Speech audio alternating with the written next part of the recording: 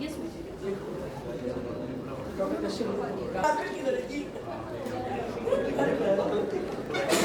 woman of Dr. Shweta Wadi. She is the professor of ophthalmology in the MGM Medical College, Indore. She is also the visiting faculty at the IM Indore. For the MBA, she is MBBS, MS, and also the MBA. She had done the fellowship in phacoemulsification, cataract surgery, and deputy. She is the innovation of the system is blue lens system IOS development of the area. It was published by the IOS Society 2019-2020. She is the editor of ITOS Journal. She has worked as the group in charge MGM job. She is the manager of statistics, the head of policy of the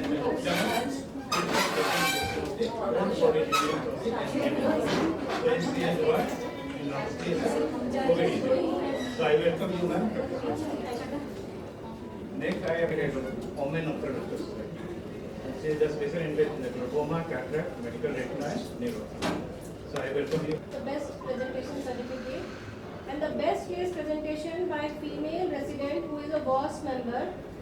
Session is being held during the WAS annual conference that is being planned for November.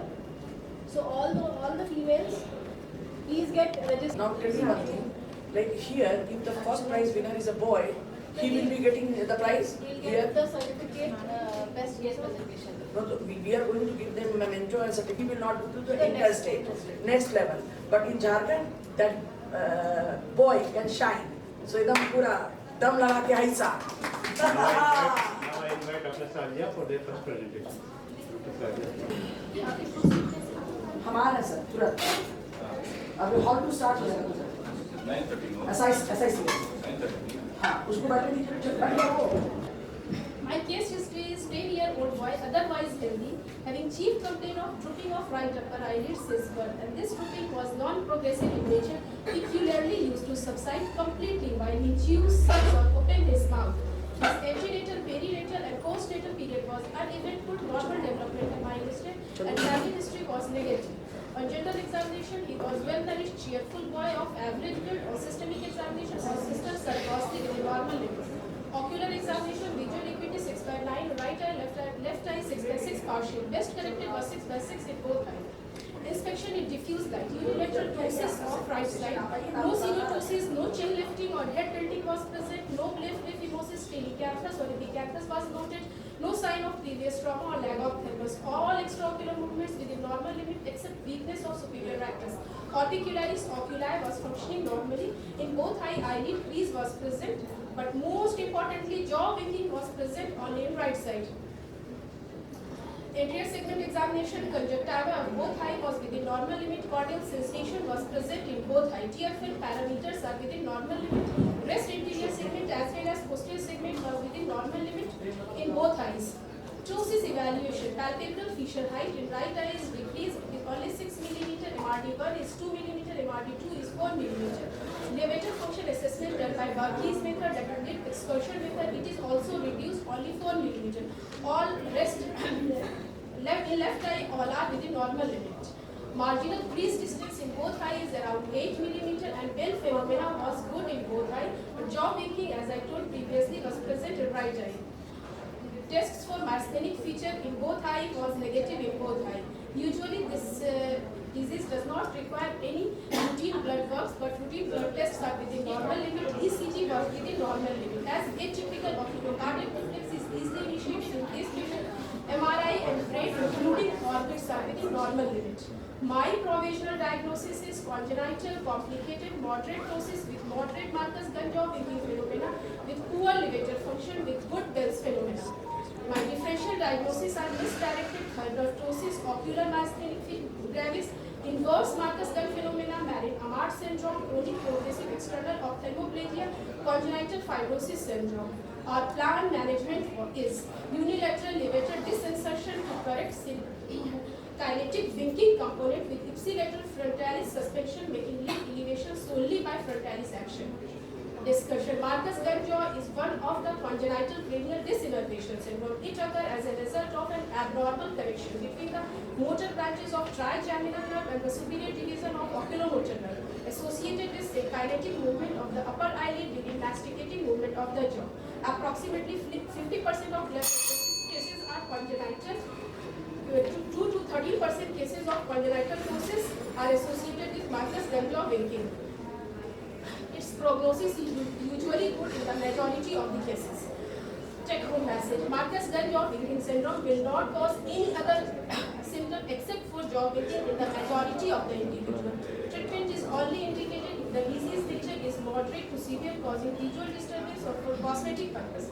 Besides, the parents need to be sensitized regarding the ocular and systemic association. Periodical vision testing to diagnose amblyopia at an early stage to treat accordingly. Actually, ma'am, I would like to show one video for this patient.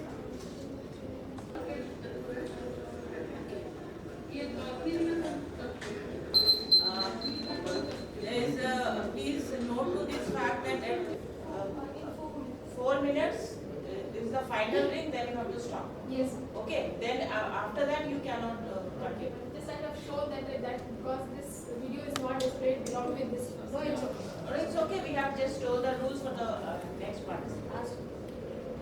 What are the functions of superior rectus muscle? Superior rectus muscle. Superior rectus primary function is the elevation of the upper eyelid. Along with the secondary action is the intorsion, and the third tertiary action is its superior rectus weakness only. So how do you grade muscle action? Why are you saying it to be mild? Mild weakness. How do you grade muscle action? Levator. Of the extraocular muscles, how do you grade the movements, ocular movements? I mean to say when Yes, when I tried for elevation, actually when this photo shows the normal upper eyelid of right eye. and what is the correlation between superior rectus action and the levator action? Both are the elevators of the eyelid. Superior rectus helps for the extraocular movement. It helps for the elevation. Elevator connectus, the superioris is the elevator of the upper eyelid.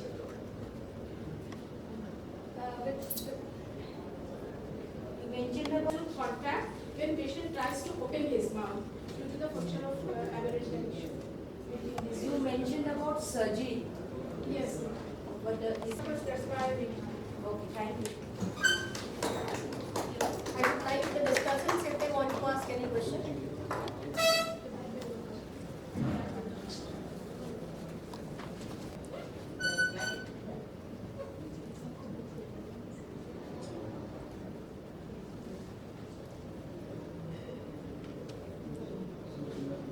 For a period of 2 to 3 months, it was painless, gradual, progressive, and was associated with distortion of images. There were no history of redness, photophobia, or trauma. There were no significant past medical or surgical history, family or personal history, and she belonged to lower middle class. On ocular examination, in her both eyes, the visual acuity was 660, and which was best correcting to 636 in her right eye and 612 in left eye. And there were no other significant anterior segment examination findings, including the intraocular pressure, which was normal in both the eyes. On fundus examination, adjacent to the disc, there were yellowish orange lesion was there, which had the geographic border, and it was slightly elevated with some branching vessels overlying the lesion along with the pigment clumps. In the right eye, there were also grayish green patches in the macula. With all these findings, we had differential diagnosis of choroidal osteoma, choroidal melanoma, choroidal metastasis, choroidal hemangioma, and posterior scleritis in the mind. We followed further and done certain routine investigation that included complete blood count, random blood sugar, serum lipid profile, serum calcium, and serum alkaline phosphatase, which all came within normal limits. On OCT examination of macula, there was hyperreflective deposits in the subretinal region. There were hyperreflective deposits, and in the right eye, it was also associated with subserous fluid in the right eye. On fundus fluorescence angiography of the right eye, there was early hyperfluorescence followed by late leakage and staining in the right eye. B-scan examination of both the eyes showed a flat choroidal lesion with very high reflectivity and acoustic shadowing giving a pseudo-optic nerve sign. Hence, we concluded to the type of choroidal neovascularization, we started with intravitreal bevacizumab, and for the left eye, we kept the eye under observation. On subsequent follow-up, there was significant regression of the choroidal neovascular membrane in the right eye, and also there was resorption of subserous fluid as is seen in these pictures, and there was no progression in the left eye. We did a follow-up for a period of 6 months, and after 3 intravitreal injections of bevacizumab in the right eye, the best corrected visual acuity in the right eye was 612, and there was no progression in the left eye. The vision remained the same of best corrected 612, and there was regression of the choroidal neovascularization and subretinal fluid in the right eye was noted. Coming to discussion, choroidal osteoma is a rare benign ossifying tumor of unknown etiology. Typically, it presents as unilateral lesion, more common in healthy young females in their second and third decade of life, and it is usually located in the peripapillary and juxtapapillary region and may extend to the macula. It most commonly leads to choroidal neovascularization, which is also the most common cause of visual loss in these cases. And for treatment, the treatment is mostly directed towards the complication because of the choroidal osteoma, and that includes anti-VEGF, laser photocoagulation, and photodynamic therapy. To conclude, choroidal osteoma is a rare tumor but has got vision-threatening complications. Hence, early diagnosis of these complications and timely intervention can help prevent significant visual morbidity. These are all my references. Thank you.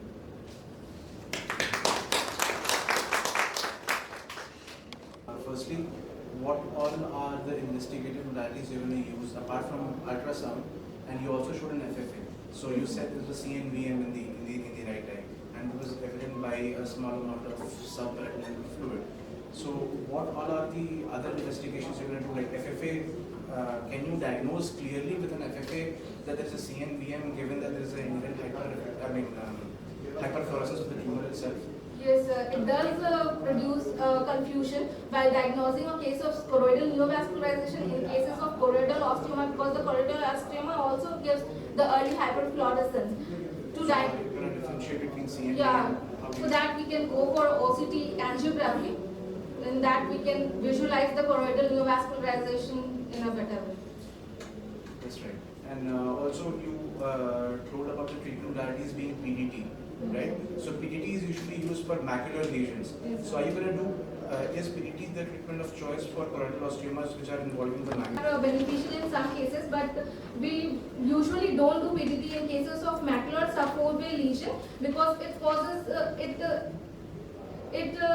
instead of causing benefit, it causes more of the visual loss because of the it causes damage to the photoreceptor layer of it causes thrombus formation, and so it also. Very good answer.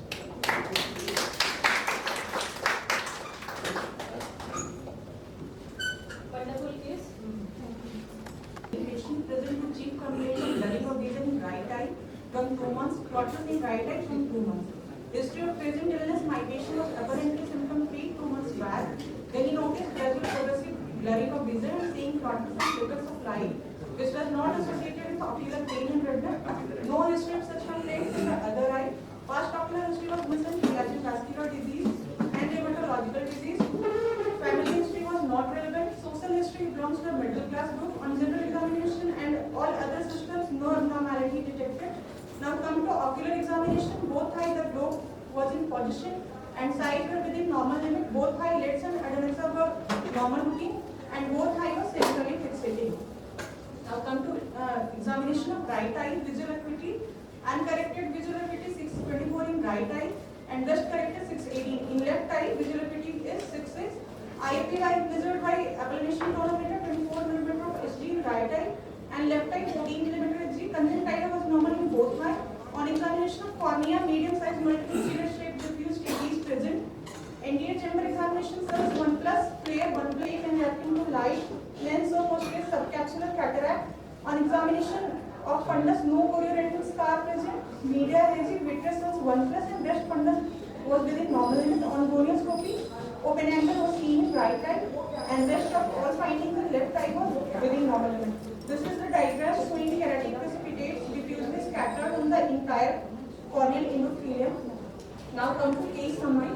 A 30 years old male presenting with complaint of progressive stellate caries AC cells in pairs 1 plus, posterior subcapsular cataract and vitreous was 1 plus.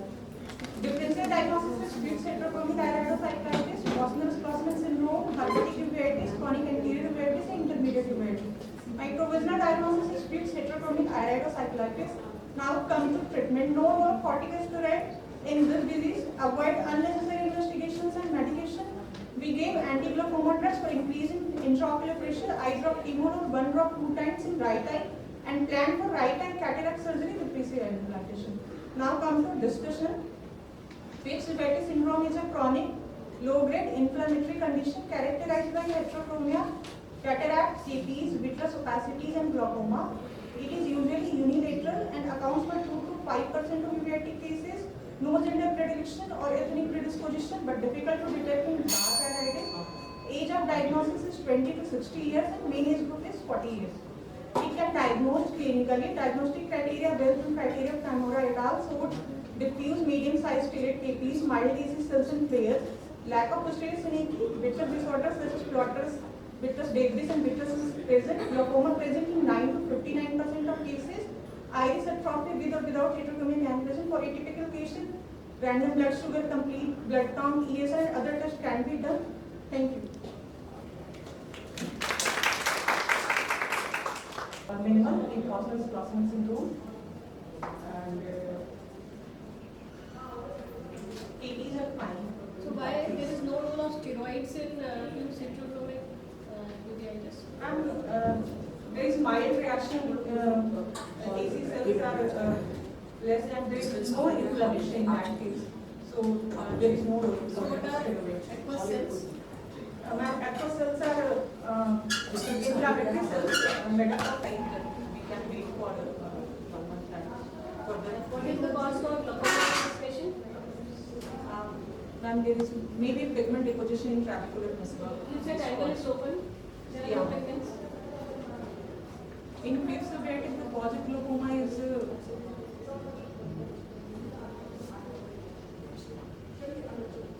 ma'am, there is intraocular pressure increases due to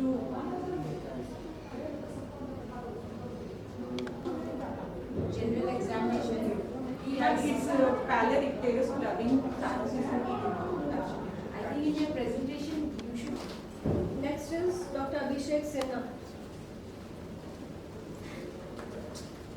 Having complaints of blurred vision, photophobia associated with headache. Bedside vision, the patient was not cooperative. So the dilated fundoscopy was done. This is me doing dilated fundoscopy, and these are the left eye. So most probable diagnosis were multifocal choroiditis, lymphoma, sarcoidosis, leprosy, histoplasmosis, Vogt-Kanayagi-Harada syndrome, or tubercular choroidititis. So the patient was further brought to eye ward for workup, and on sentinel biomicroscopy, the anterior segment findings were within normal limits and the vitreous was clear. On inquiring her parents about her history, revealed that she had chronic cough about 3 months duration with night fever and weight loss. On further examining the investigations, the chest X-ray showed miliary pattern dissemination of small nodules throughout the lungs.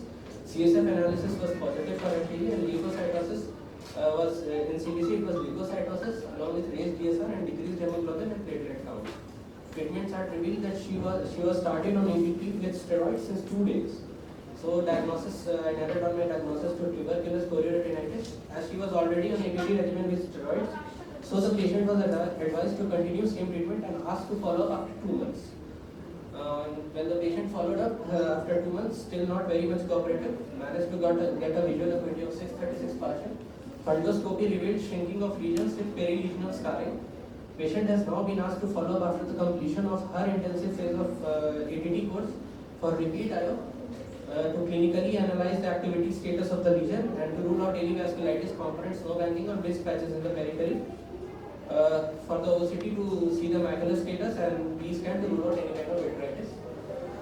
As we all know, TB needs no introduction.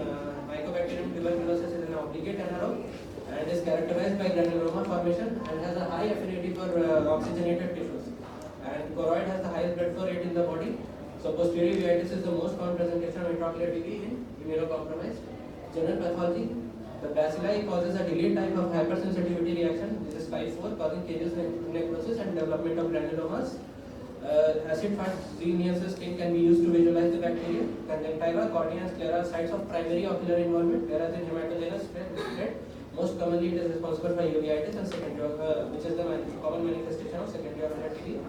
This is the ZN stain sputum slide showing Mycobacterium TB bacilli management.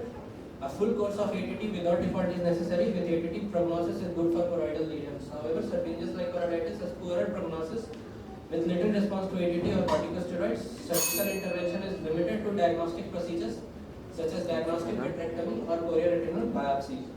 These are my references. Thank you.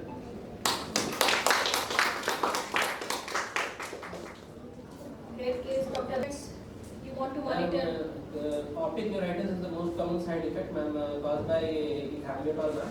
And when we get optic neuritis, we get the pallor in the optic disc, we advise them to reconsider ATT therapy with second-line drugs such as streptomycin and all, ma'am. So how will you follow up these patients on ATG? What should be the follow-up regimen?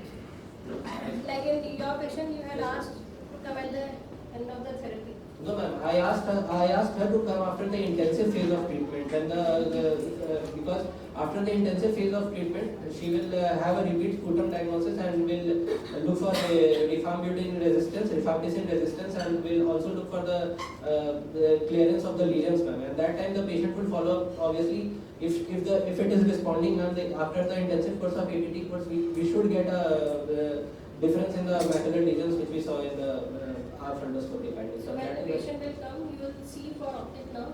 What else you will see? First of all, we should start with the external examination of the eye, let's say eye tracer, because she is already having TB, so she can have primary ocular involvement also later on. So we will look for the conjunctiva nodules and then the clearance of the cornea, the presence of any KPs, and then iris nodules, and if the lens is clear or not. And then say specific for the ocular toxicity Yes, of ATT. Yes. What all you will look for? Besides optic nerve, what all things you will check? We can look, ma'am, vitritis can occur in this patient, and ma'am, ocular toxicity, ma'am, pupillary reaction is sluggish in case of patients with ocular toxicity on ATT patients. Any color vision change you can notice in these patients? Yes, ma'am, red green color blindness is the new color that we notice in patients having this. Any optic neuropathy will have red green deficiency. They will have this. You mentioned about serpiginous light choroiditis. Yes, sir. And serpiginous light. So what is the difference? How do you make out if it is a serpiginous choroiditis or a serpiginous light choroiditis for TB? How to differentiate? In serpiginous choroiditis, generally the lesions are peripapillary, whereas in serpiginous light choroiditis, the lesions are in periphery. Serpiginous choroiditis, sir, is autoimmune. Serpiginous light choroiditis is generally caused by TB, sir. And serpiginous choroiditis is not associated with vitritis, but serpiginous like choroiditis, so we can have vitritis in serpiginous like choroiditis. Is there any role of intravitreal tap in such patients or cases? Ma'am, intravitreal tap, ma'am, in case of vitritis, we can have intravitreal tap and send for culture biopsy along with history, and we can see if there is a Mycobacterium tubercular bacilli, and if any resistance is there, we can also have evaluated. Thank you. Thank you.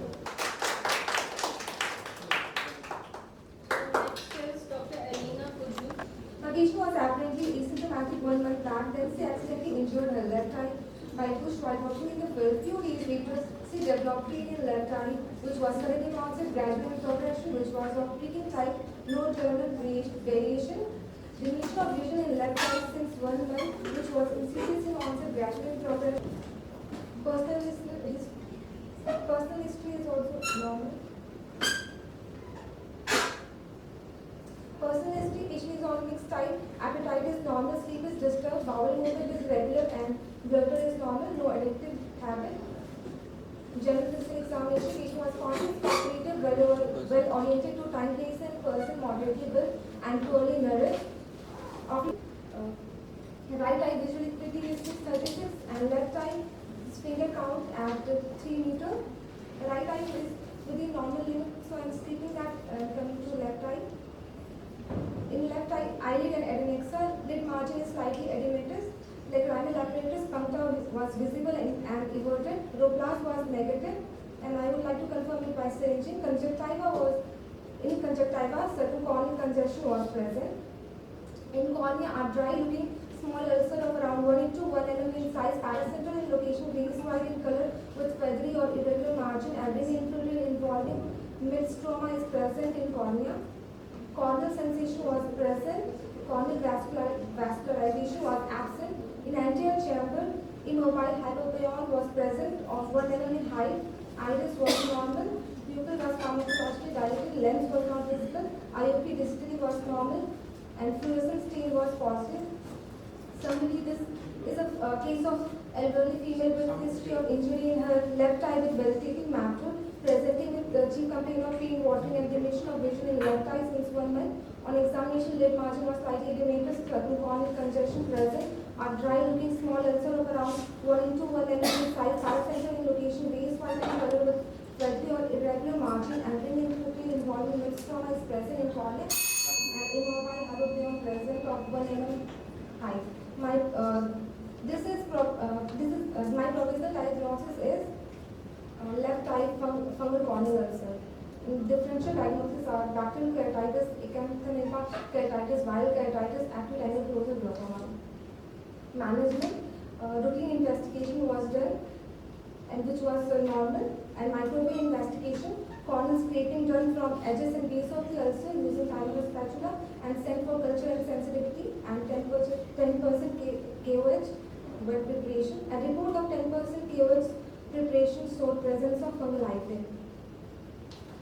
And treatment was given topical antifungal, 5% natamycin, antifungal ointment, and cycloprazine, and topical artificial tear was given. And since my patient had ulcer of less than 2/3 of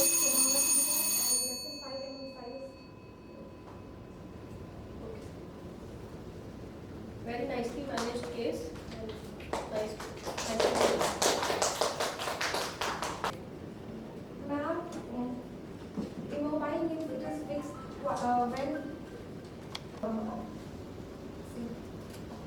So why hypopyon is immobile in fungal ulcer?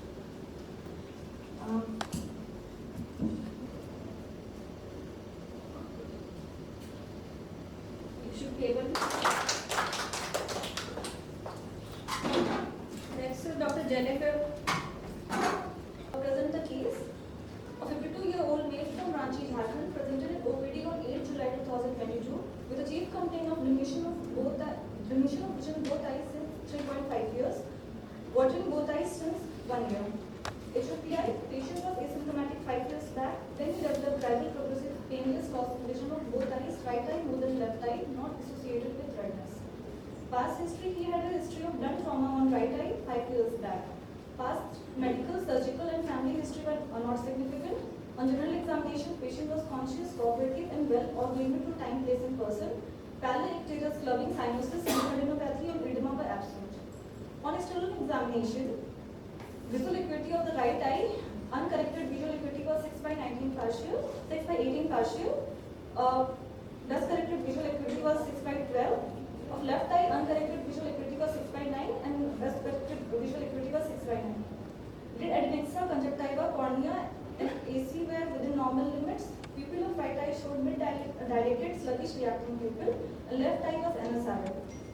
Right eye lens showed rosetic cataract with zonal dialysis 2 o'clock to 11 o'clock on slit lamp. On left eye it was IMSC. Radioscopy showed slight, of right eye showed slight ST angle narrowing. Of left eye showed all angles were open. IOP and fundus finding of both eyes were within normal limit. This is a picture taken in our slit lamp in OPD. Shows right eye posterior rosety and zonal dialysis extending from 2 o'clock to 11 o'clock. My differential diagnoses are uveitic cataract, sunflower cataract, senile cataract, glaucoma, fleckings, superexfoliating syndrome. Investigations done by CBC, blood sugar, LFT, serum ceruloplasmin, and routine fusion were within normal superotemporal quadrants. These are the pictures of right eye V-scan and left eye anterior segment OCT within normal. According to this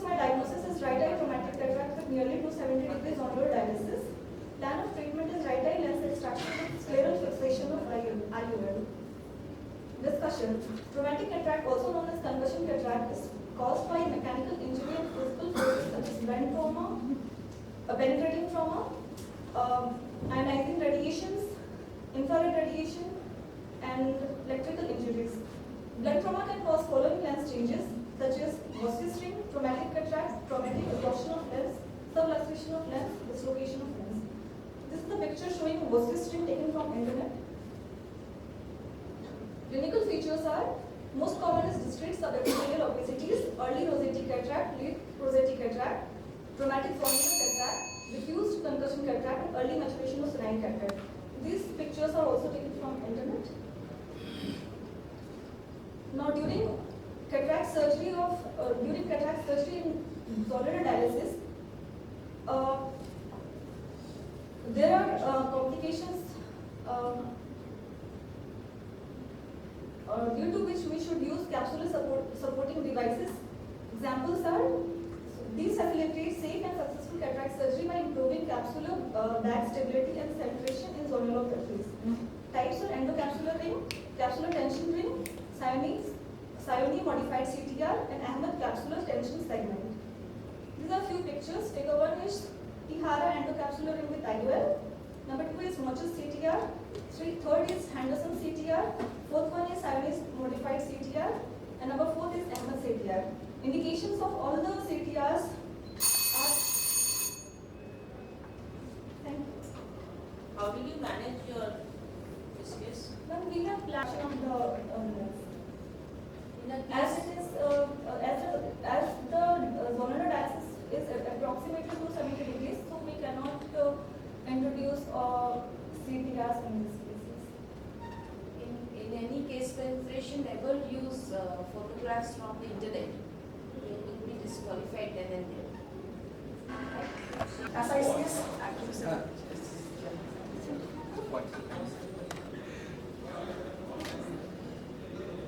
भैया इसमें एक ले लीजिए ना. ये क्या है ना कि